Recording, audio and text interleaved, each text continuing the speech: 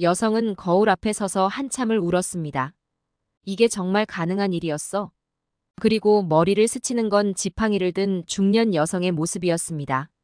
과연 이 여성에게 무슨 일이 있었던 걸까요?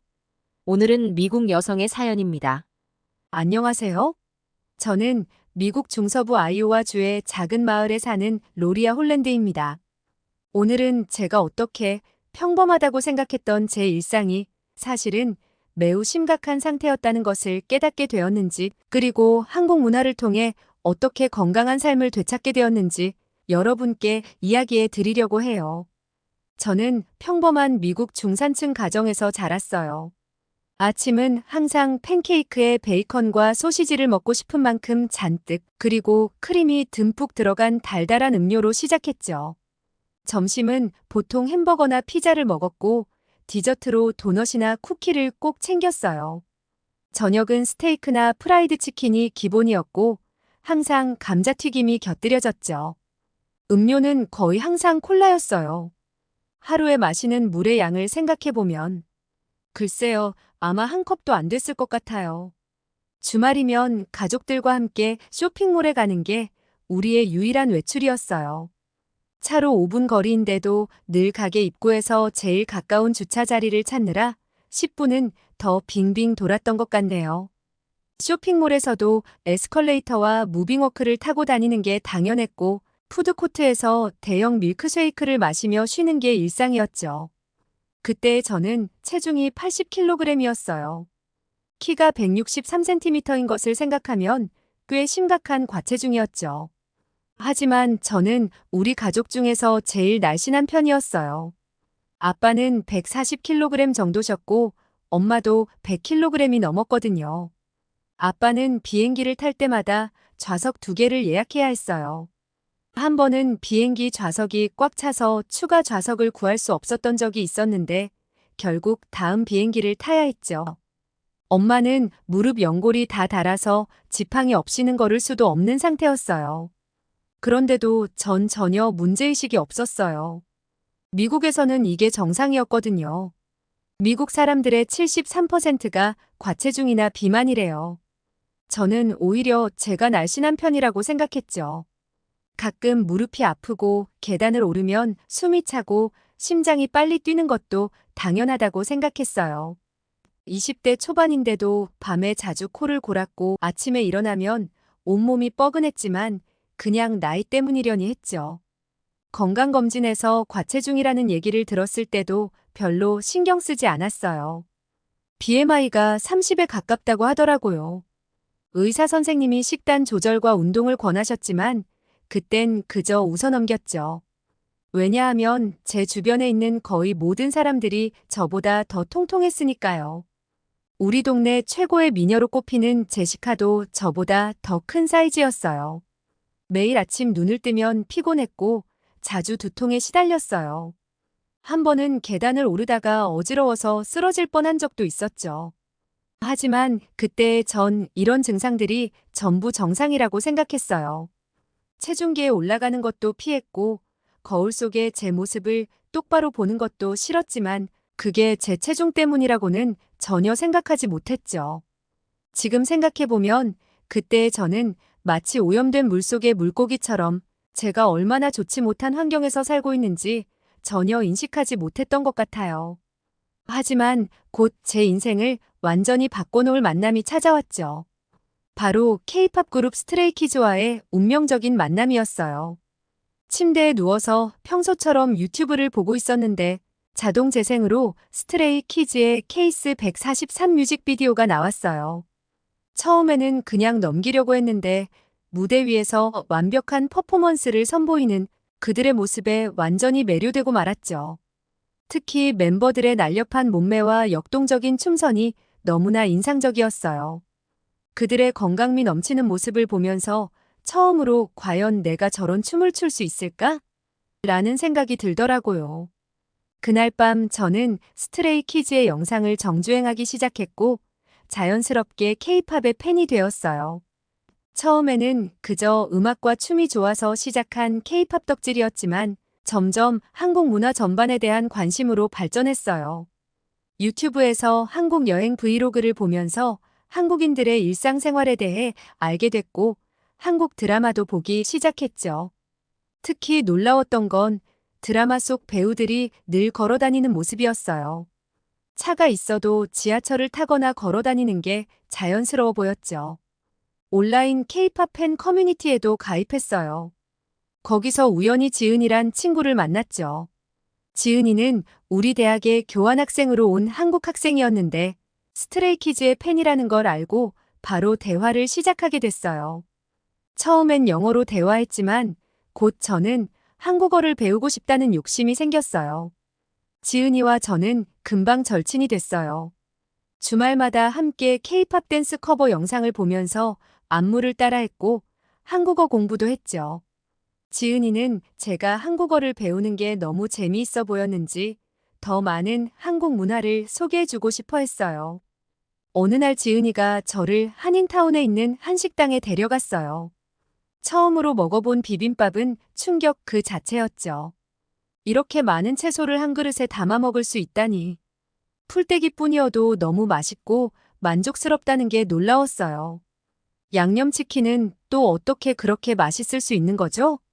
특히 놀라웠던 건 한식을 먹고 나서도 묵직하거나 불편하지 않다는 거였어요.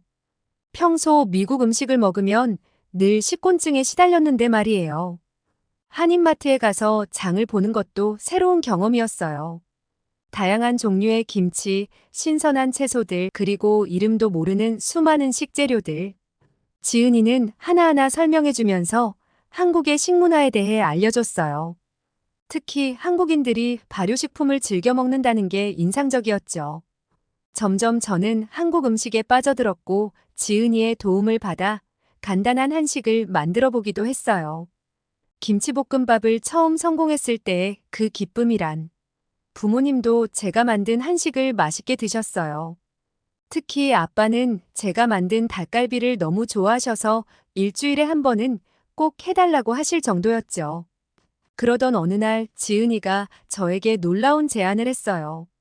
여름방학 때 한국에 돌아가는데 저도 함께 가서 한 달 정도 지내보지 않겠냐고 하더라고요. 처음에는 망설였어요. 해외여행은커녕 비행기도 몇 번밖에 타본 적 없었거든요. 하지만 지은이의 격려와 부모님의 지지 덕분에 저는 인생에서 가장 큰 모험을 하기로 결심했답니다. 저는 생애 처음으로 한국행 비행기에 올랐어요. 13시간의 긴 비행 끝에 인천공항에 도착했을 때 이미 제 인생에 큰 변화가 시작됐다는 걸 직감했죠. 지은이의 가족들은 너무나 따뜻하게 저를 맞아주셨어요. 서울의 아파트에서 지은이네 가족과 함께 지내게 됐는데 첫날부터 많은 것들이 신기했어요. 아침에 일어나자마자 지은이 어머님께서 건넨 식사는 제가 상상했던 것과는 완전히 달랐어요. 밥과 된장국, 구운 고등어, 3가지 반찬이 깔끔하게 차려져 있었죠. 처음으로 아침부터 생선을 먹어봤는데 신기하게도 하루 종일 든든했어요. 매일 아침 이렇게 집밥을 먹는다는 게 처음엔 낯설었지만 점점 이 건강한 식사가 좋아지기 시작했죠. 가장 큰 충격은 이동 방식이었어요. 지은이네는 차가 있었지만 대부분 지하철과 버스를 이용했어요. 주차가 너무 힘들어서 라고 하더라고요. 처음에는 많이 걷는 게 힘들었어요. 지하철역까지 걸어가고 환승할 때도 걷고 목적지에 도착해서도 걷고 첫 주에는 매일 밤 다리가 아파서 절뚝거렸죠. 하지만 신기하게도 일주일이 지나자 적응되기 시작했어요. 2주차가 되었을 때는 제가 먼저 걸어가자라고 제안하는 날도 있었죠. 제 스마트폰에 만보기 앱을 보면 하루 평균 15,000보를 걸었더라고요. 미국에서는 상상도 못했던 숫자예요. 식사도 많이 달라졌어요. 점심은 주로 외출한 곳의 한식 정식집에서 해결했는데 처음에는 낯설었던 된장찌개와 청국장이 어느새 제가 제일 좋아하는 음식이 됐어요. 특히 반찬으로 나오는 나물류는 정말 맛있었죠. 처음으로 채소를 즐겁게 먹기 시작했다고 할까요? 저녁에는 종종 지은이와 함께 K-팝 댄스 학원에도 다녔어요. 처음에는 너무 힘들어서 10분도 못 버텼는데 점점 체력이 늘어나는 게 느껴졌어요. 한국의 댄스 학원 문화도 너무 신기했어요.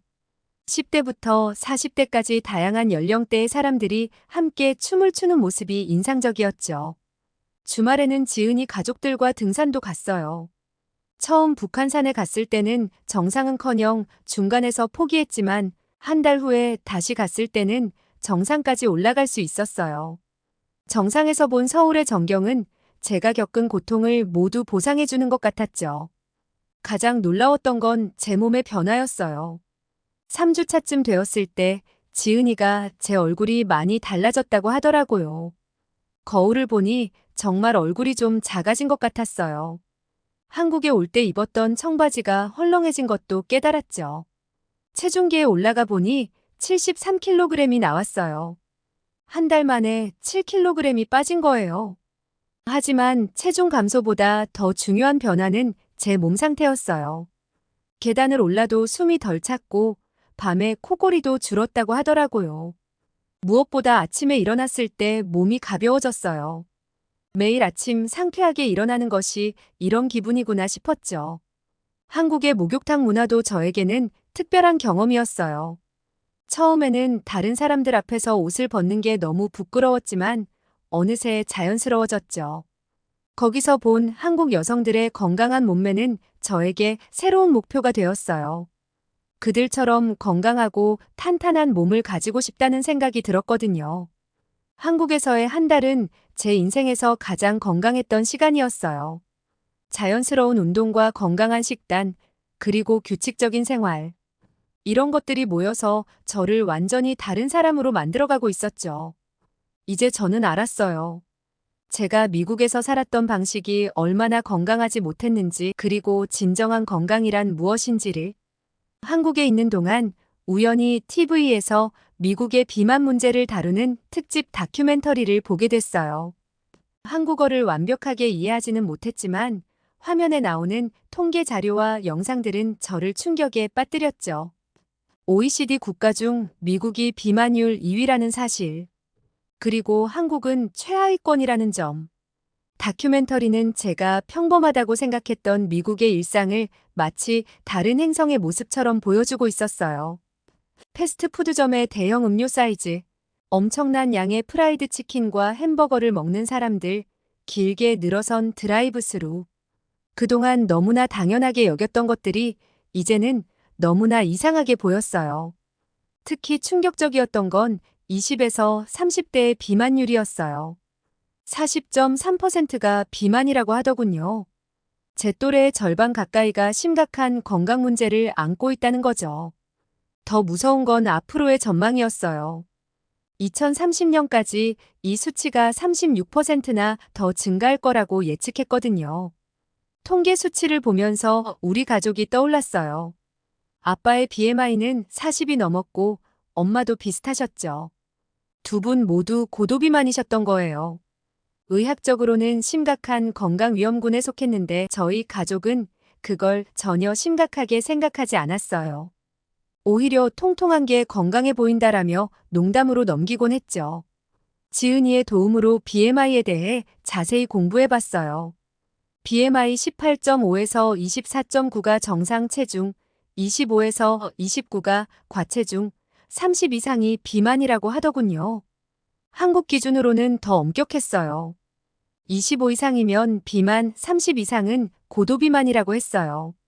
제 BMI는 30이었는데 이는 과체중을 아슬아슬하게 벗어나 1단계 비만에 해당했죠. 미국에서는 심각하게 생각하지 않았던 수치였는데 이게 얼마나 위험한 상태인지 이제야 깨달았어요. 더 깊이 조사해보니 미국의 식습관이 얼마나 건강하지 못한지 알 수 있었어요. 평균적인 미국인의 하루 섭취 칼로리는 3,600칼로리. 한국인의 평균 섭취량인 2,300칼로리보다 1,300칼로리나 더 많았어요. 그것도 대부분이 정제된 탄수화물과 포화지방이었죠. 운동량의 차이도 엄청났어요. 제가 한국에서 하루 평균 15,000보를 걸었다면 미국에서는 평균 3,000보도 걷지 않았더군요. 차로 5분 거리도 걷지 않고 운전하는 게 당연했죠. 주차장에서 조금이라도 덜 걷기 위해 자리를 찾아 빙빙 도는 것이 일상이었고요. 더 무서운 건 이런 생활 습관이 다음 세대에게 미치는 영향이었어요. 미국의 아동 비만율은 19.7%로 OECD 국가 중 가장 높았어요. 한국의 아동 비만율이 8%인 것과 비교하면 엄청난 차이죠. 이런 수치를 보면서 제가 자라온 환경이 얼마나 위험한 건지 다시 한번 깨달았어요. 건강에 좋지 못한 음식이 더 저렴하다는 것도 큰 문제였어요. 패스트푸드점에서 1달러로 햄버거를 살 수 있는 반면 신선한 채소와 과일은 상대적으로 비쌌죠. 건강한 식단을 유지하는 것이 오히려 사치처럼 여겨지는 현실이 너무 안타까웠어요. 이런 모든 정보를 접하면서 저는 제가 그동안 얼마나 무지했는지 깨달았어요. 평범한 미국의 일상이 사실은 전혀 평범하지 않았던 거예요. 건강에 대한 기준이 완전히 왜곡되어 있었죠. 이제는 알겠어요. 변화가 필요한 건 단순히 저 혼자가 아니라 우리 지역 사회, 나아가 미국 전체라는 것을. 한국에서 돌아온 후 저는 큰 결심을 했어요. 더 이상 이대로는 살 수 없다는 걸 깨달았거든요. 제가 경험한 변화를 다른 사람들과도 나누고 싶었고, 특히 우리 가족부터 도와주고 싶었죠. 그래서 저는 영양학을 공부하기로 했어요. 먼저 지역 커뮤니티 칼리지에서 영양학 기초과정을 등록했어요. 처음에는 너무 어려웠어요. 탄수화물, 단백질, 지방의 기능부터 비타민과 미네랄의 역할까지 모든 게 새로웠죠. 하지만 한국에서의 경험 덕분에 이론으로 배우는 내용들이 실제로 어떻게 적용되는지 이해할 수 있었어요. 특히 놀라웠던 건 제가 배우면 배울수록 우리 가족들도 조금씩 변하기 시작했다는 거예요. 수업에서 배운 내용을 바로 가족들에게 적용해 보기 시작했어요. 먼저 우리 집 식단을 조금씩 바꿔나갔죠. 아침 식사에서 베이컨과 소시지 대신 계란과 채소를 넣은 오믈렛을 만들었어요. 처음에 부모님은 반신반의하셨지만 한국에서 배운 레시피들로 맛있게 요리하자 점점 긍정적인 반응을 보이셨죠. 그리고 얼마 전에는 엄마가 처음으로 제 조언을 들으시고 아침 식사를 오트밀로 바꾸셨어요. 물론 쉽진 않았죠. 하지만 2주 만에 무릎 통증이 조금 나아지셨다고 해요. 이제는 매일 아침 제가 만들어드리는 과일 스무디를 기다리실 정도예요. 특히 아빠가 큰 변화를 보여주셨어요. 제가 한국에서 찍은 사진들을 보여드리면서 건강한 삶이 얼마나 중요한지 이야기했더니 처음으로 자신의 건강 상태를 심각하게 생각하기 시작하셨거든요. 저와 함께 동네 한 바퀴를 걷는 것으로 시작해서 이제는 매일 아침 30분씩 걷는 게 습관이 되셨어요. 장바구니도 변화했어요. 엄마는 제가 한국의 된장찌개나 김치찌개를 만들어드렸더니 본인도 요리하는 법을 배우고 싶다고 하시더라고요. 함께 요리하면서 자연스럽게 건강한 식재료에 대해 이야기하게 됐고, 이제는 장보기도 달라졌어요. 과자와 탄산음료 대신 채소와 과일이 가득한 장바구니를 보면 가슴이 뿌듯해져요. 저의 꿈은 이제 더 커졌어요. 영양사 자격증을 따서 지역사회의 건강한 변화를 돕고 싶어요. 특히 우리 지역의 학교 급식 프로그램에 참여하고 싶어요. 어릴 때부터 건강한 음식을 접하는 것이 얼마나 중요한지 알게 됐거든요. 피자와 햄버거만 가득했던 학교 급식을 한국처럼 건강하고 균형 잡힌 식단으로 바꾸고 싶어요. 더 나아가서 한국의 건강한 식문화를 미국에 알리는 문화 교류 프로그램도 만들고 싶어요. 우리 지역에는 아시아 문화를 접할 기회가 거의 없거든요. 한국의 건강한 식문화와 생활 습관을 소개하면서 사람들에게 새로운 가능성을 보여주고 싶어요. 이미 작은 변화들이 시작됐어요. 제가 다니는 교회에서 한 달에 한 번 건강한 요리 교실을 열게 됐어요. 거기서 한국 음식을 포함한 건강한 요리법을 가르치고 있죠. 처음에는 5명도 안 되는 사람들이 참여했는데 이제는 20명이 넘는 사람들이 모여요. 특히 기뻤던 건 제가 한국에서 배운 김치 담그기를 가르쳐 드렸을 때예요. 처음에는 낯선 향과 맛에 거부감을 보이던 분들이 이제는 김치는 언제 담그나요? 라고 물어보실 정도가 됐죠. 발효식품의 장점을 설명하면서 자연스럽게 건강한 식생활에 대한 이야기로 이어질 수 있었어요. 가장 큰 변화는 제가 시작한 유튜브 채널이에요. 한국의 건강한 식문화와 미국의 실용적인 운동 방법을 접목해서 소개하고 있어요. 지은이가 한국에서 보내주는 영상들도 많은 도움이 되고 있죠. 마지막으로 저는 이 모든 변화가 단순히 체중 감량에 관한 게 아니라는 걸 깨달았어요. 이건 삶의 질에 관한 거예요. 건강한 변화는 혼자가 아닌 함께할 때 더 의미 있다는 것도요. 앞으로도 저는 계속해서 이 여정을 이어갈 거예요. 그리고 더 많은 사람들과 이 기쁨을 나누고 싶어요. 물론 아직도 갈 길이 멀어요. 하지만 저는 알아요. 작은 변화들이 모여서 큰 변화를 만들어낸다는 걸. 한 걸음 한 걸음 내딛다 보면 언젠가는 우리 지역도, 나아가 미국 전체도 더 건강한 모습으로 변화할 수 있을 거예요. 그리고 저는 그 변화의 한 부분이 되고 싶어요. 저의 이야기는 여기까지입니다. 여러분, 로리아 씨의 이야기 어떠셨나요? 사연이 마음에 드셨다면 구독과 좋아요를 눌러주세요. 여러분의 구독과 좋아요는 계속해서 좋은 사연을 소개할 수 있는 큰 힘이 됩니다. 시청해주셔서 감사합니다.